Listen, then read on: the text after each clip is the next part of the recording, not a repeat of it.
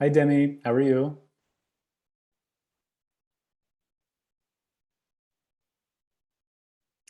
Hi, Demi. Can you hear me?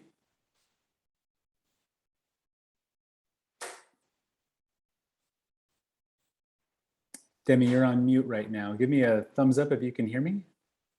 Yeah, I could hear you. Awesome. Excellent. Thank you for joining me today. I'm looking forward to having some more of your classmates come in too.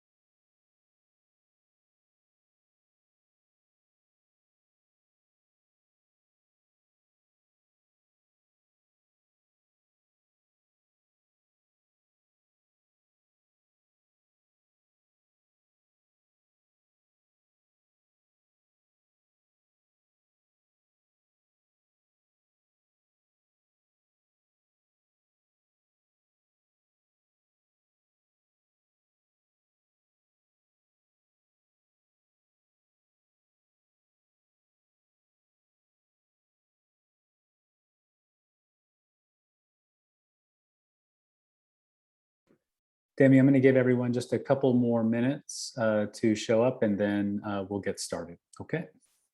Okay.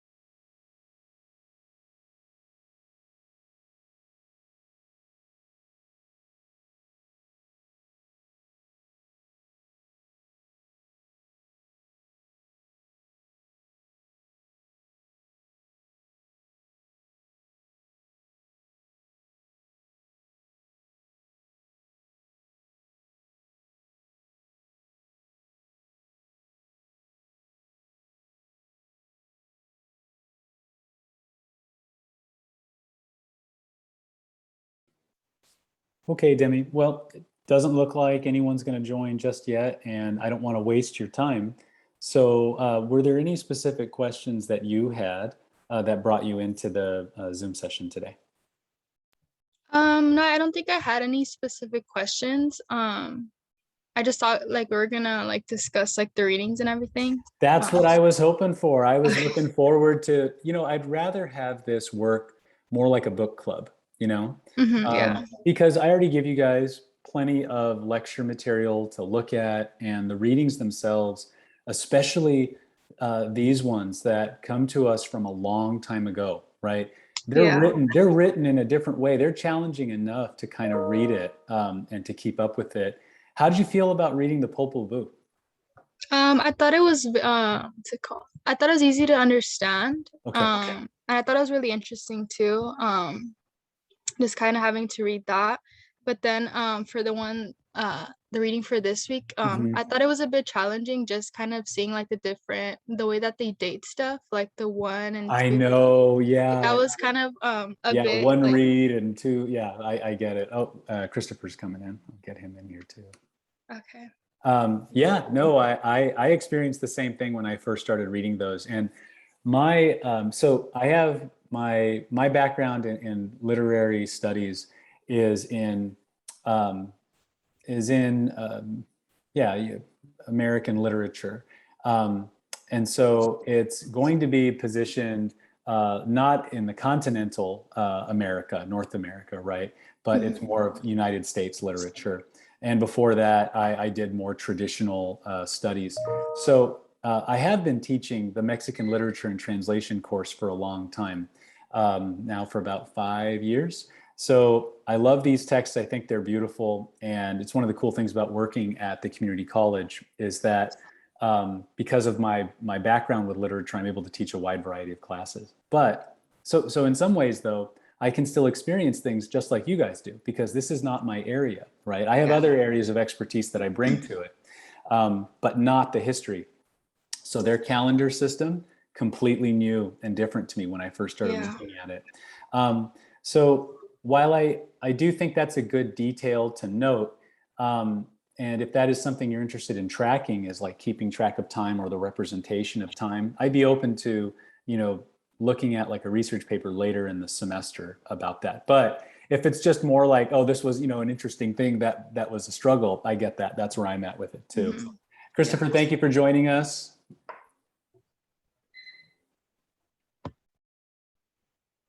Hi, Christopher, can you hear me?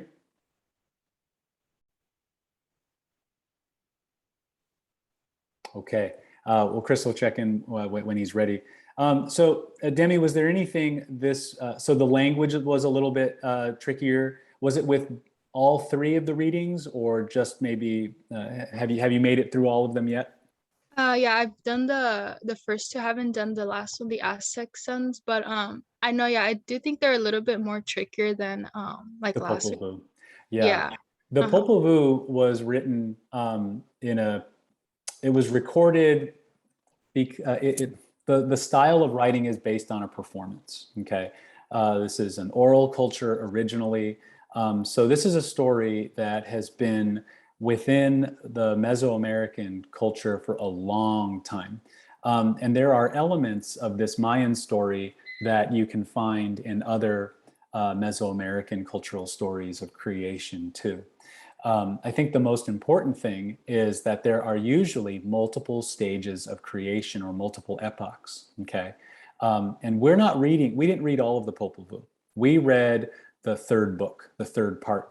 Um, what's important to kind of know or keep in mind is that there were multiple attempts by the gods to create people before the hero twins, Hunapu and Xibalanque, come onto the scene.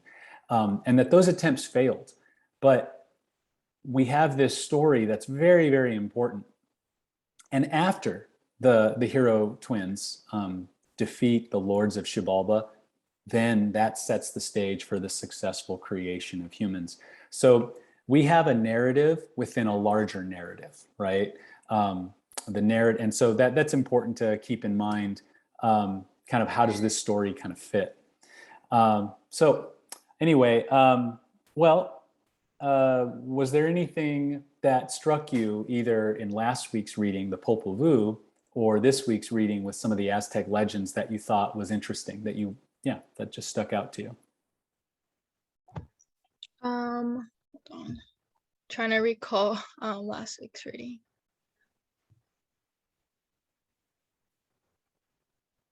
That's okay. It could be this week's with the Aztec readings. I mean, um, yeah, like you said, the language is different.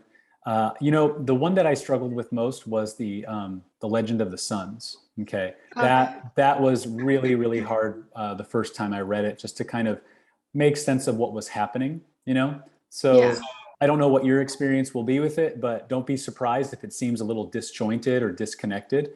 But what we have here is another creation myth. Okay, so Mhm. again, look for that theme of multiple attempts at creation and it failing, right? And then what I would compare it to is maybe, well, what works, right? Why do we Yeah. have these failures? What is it that fails? And then what is it that finally succeeds?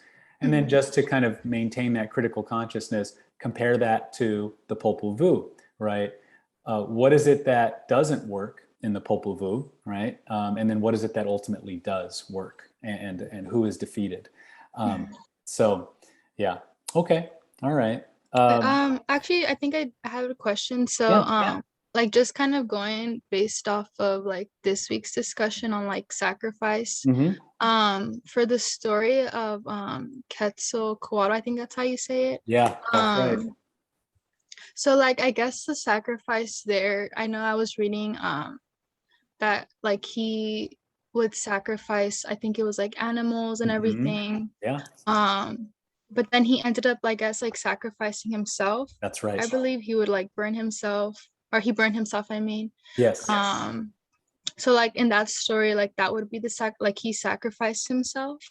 Yeah, those are, I love that you connected the ritual of sacrifice in the discussion board to the representation of sacrifice in the legend of Quetzalcoatl. This is different than the legend of the sons, okay? Quetzalcoatl's hero journey, you talked about the priest Quetzalcoatl, which is different from the god Quetzalcoatl. And there's a little slippage there in the legend, right? So we have multiple representations of Quetzalcoatl himself.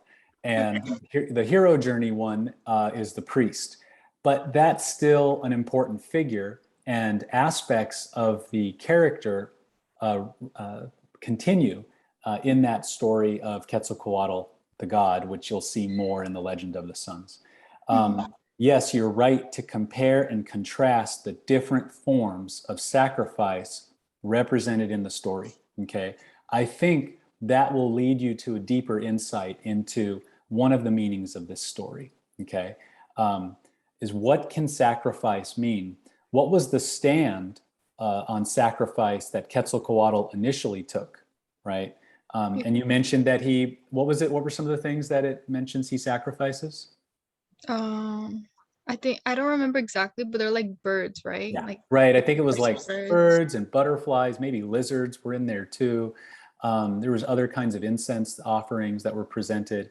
But in the end, he sacrifices himself, right? Yeah. So that's a dramatic shift from sacrificing birds and butterflies, right? Now, this assumes a species hierarchy where, people are higher than animals, right? Yeah. Um, but if we take that assumption for granted and then we look at the representation of sacrifice through this lens, where we're looking at, well, he was protecting. No, it's a different story, Chris. Thank you for asking. That's the founding of Tenochtitlan, but that is also a form of sacrifice. We'll look at the flayed daughter. Thank you for bringing that up.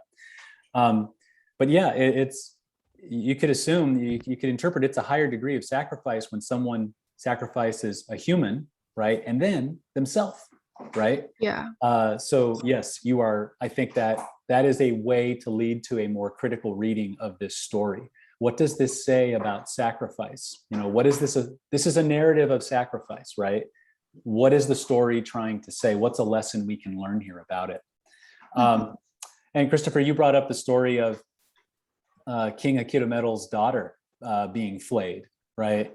That was in the founding of Tenochtitlan. Yes, you can look at that as a sacrifice too. How did that strike you when you read that?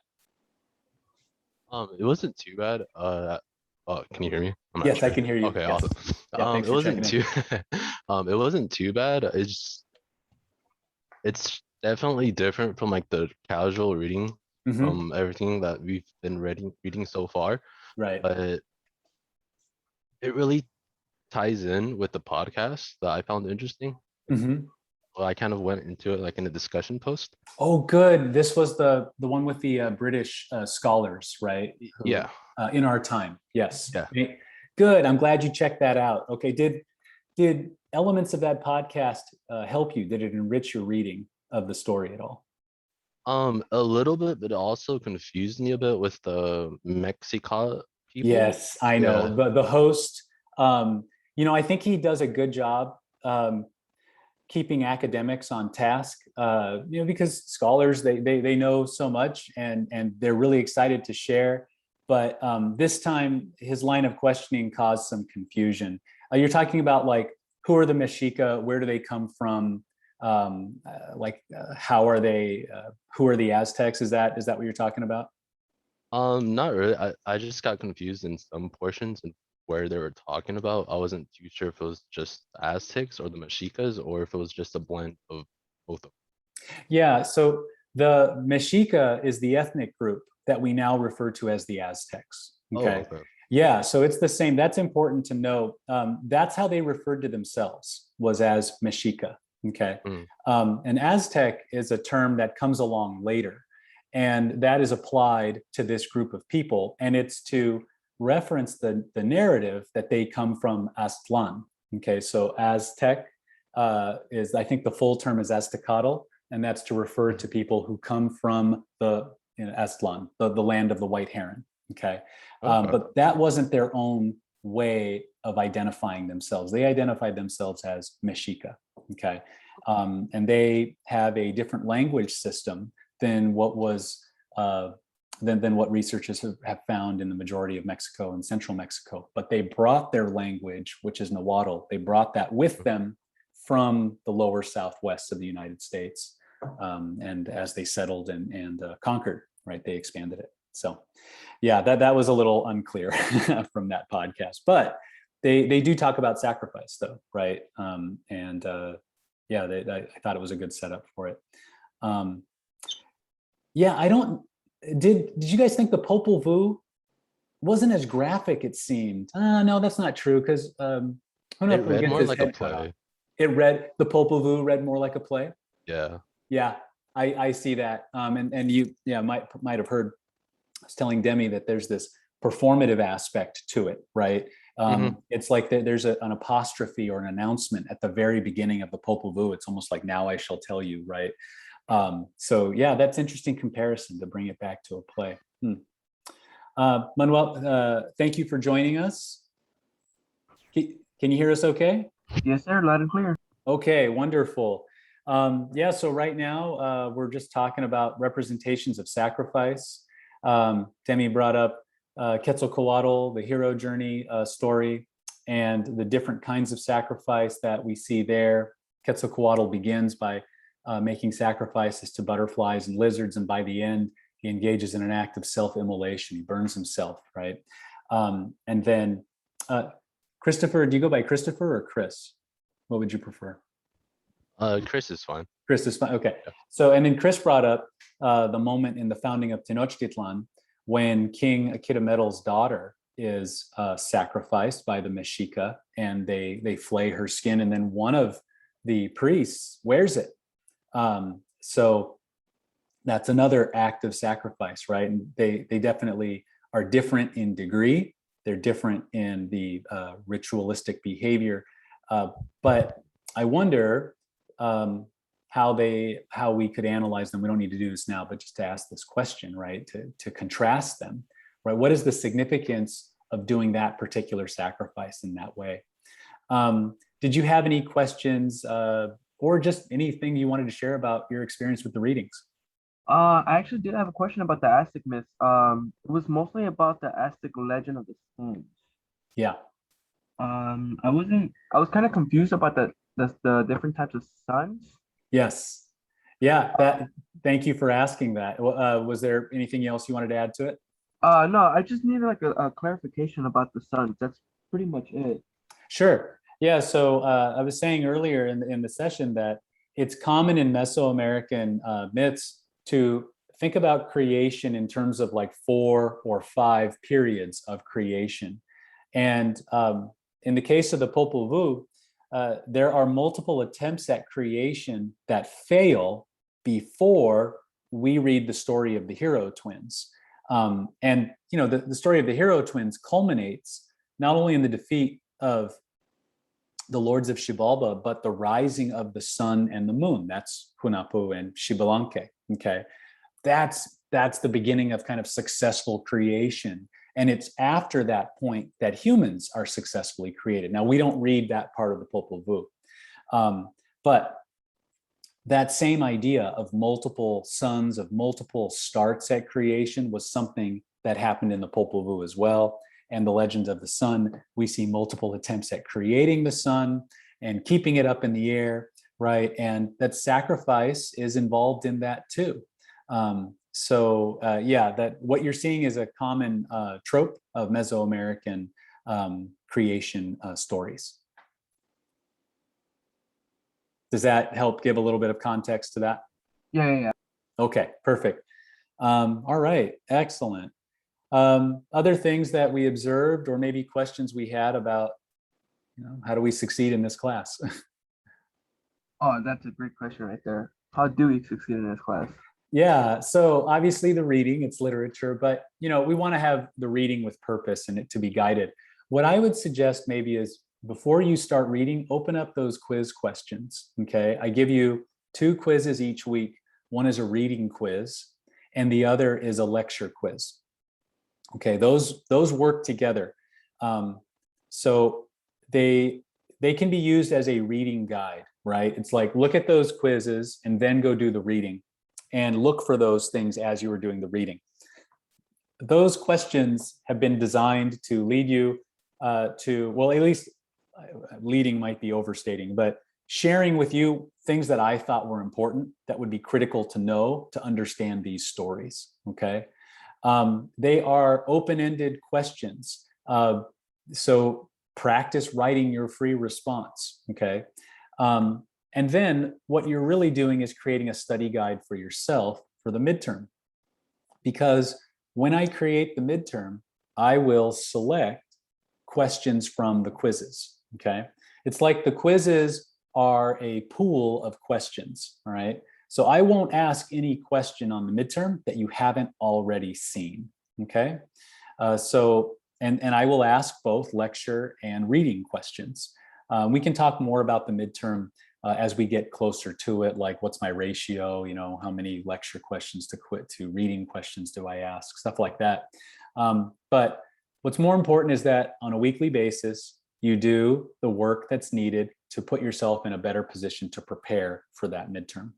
So those practice quizzes have due dates. You can turn stuff in after the due date. Okay, it's more like a best by date. Like I recommend that you get it done right by this time. It's usually Friday of each week.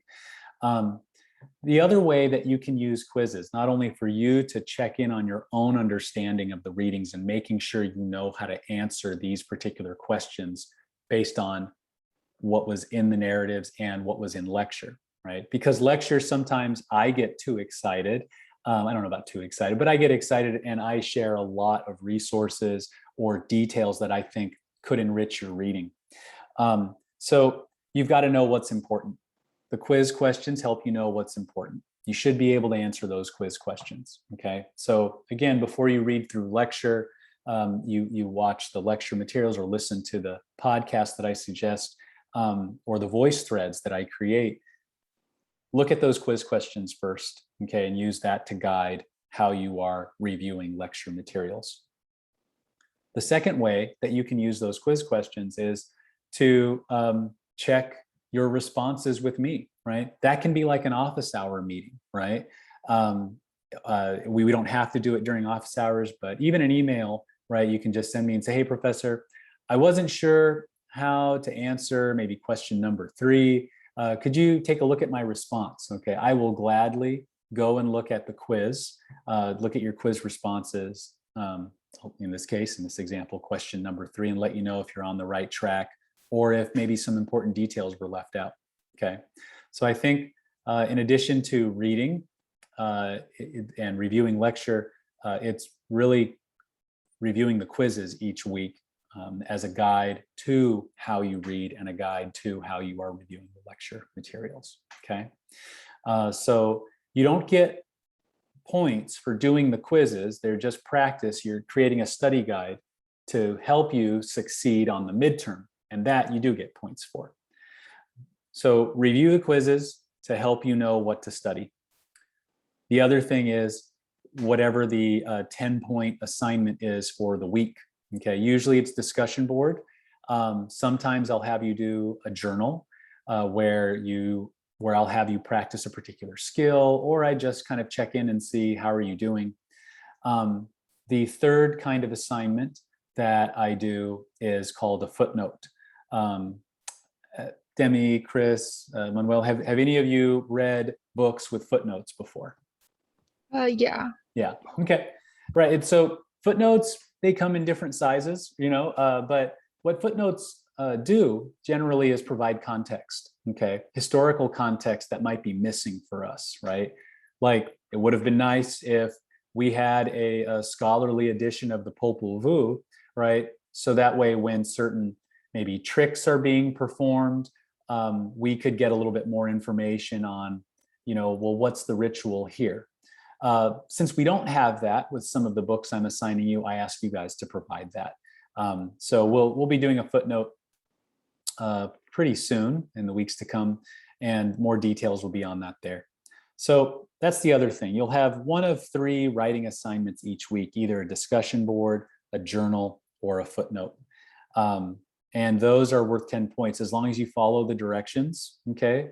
And you meet the minimum requirements, both in terms of content and length, you'll get the full credit, okay? These are ways, treat the discussion, journals, and footnotes as ways to build up your points, because you'll need that kind of a cushion when you do the midterm, when you do the final and the final essay, okay?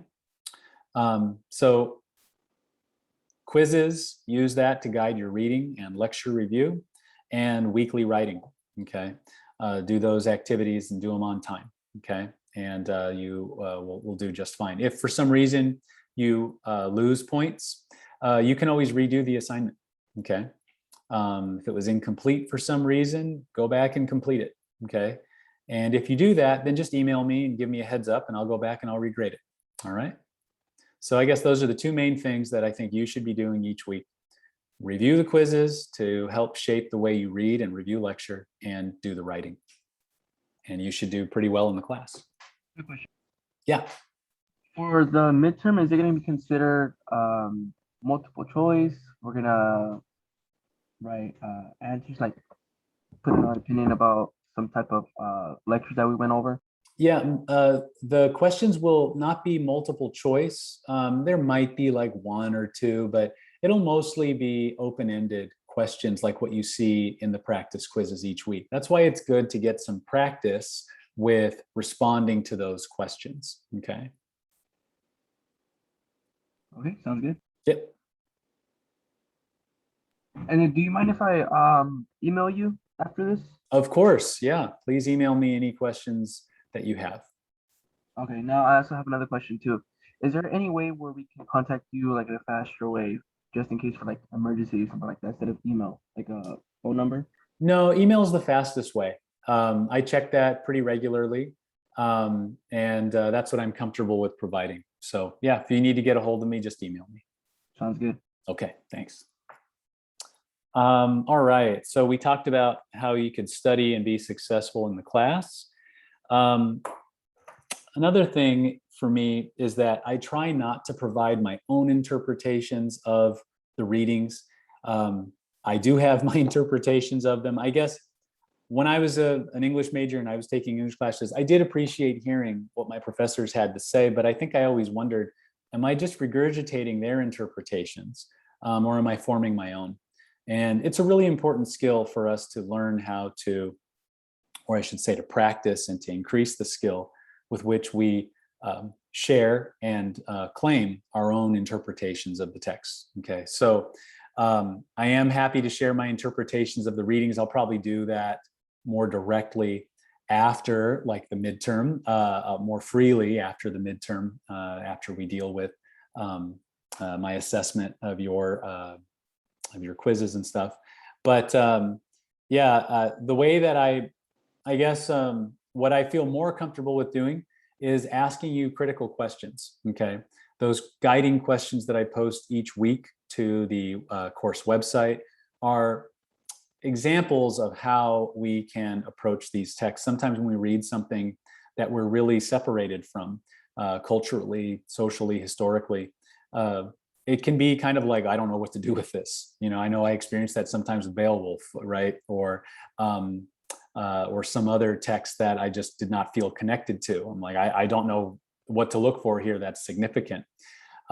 So I try to present questions that can maybe put you or to like influence you to be critical and yeah, analytical.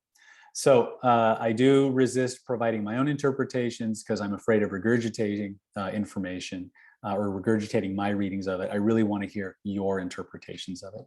Discussion boards are a place to start developing those interpretations, but they come fully formed when you write the final draft of your essay, which we'll be doing in the second half of the class, okay?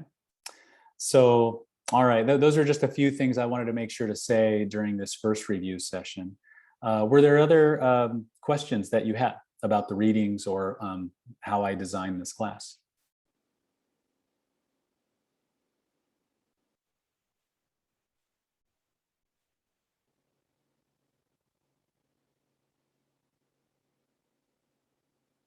No, okay. So if that's it, everyone, thank you very much for joining me. And we will do this again, certainly as we get closer to the midterm. And if there's more demand for it, then I'll do it before then. Okay. I also had a question, Professor. Yeah, sure. How often would you recommend would be best for us to have like a review session? Well, I'm happy to do something like this where we get together and we can talk about the readings like every 2 weeks. This isn't a synchronous class, it's an asynchronous class. So I've got a lot of the content up there for you, and my time is kind of stretched, but I could definitely do every 2 weeks. It's just more like if there's demand for it, and judging by this first one, I had like about 12 people say on the initial survey that they could attend, but with only 3 people attending, it doesn't seem like there's high demand right now. However, I am always happy to do office hour one-on-one meetings. And if your schedule, if my office hour schedule doesn't work with you, then we can always set something up outside of that. Okay. So I would say at most I could do would be every other week on a Wednesday, but again, I need to see a little more demand for that. Okay, sounds good. Thank you. Okay, yeah, thanks. All right, everyone. If that's all, then we'll conclude there for today. Thank you for your time. And you can email me any questions that you have. Happy reading. Thank you, Professor. Yeah, take care. Bye-bye.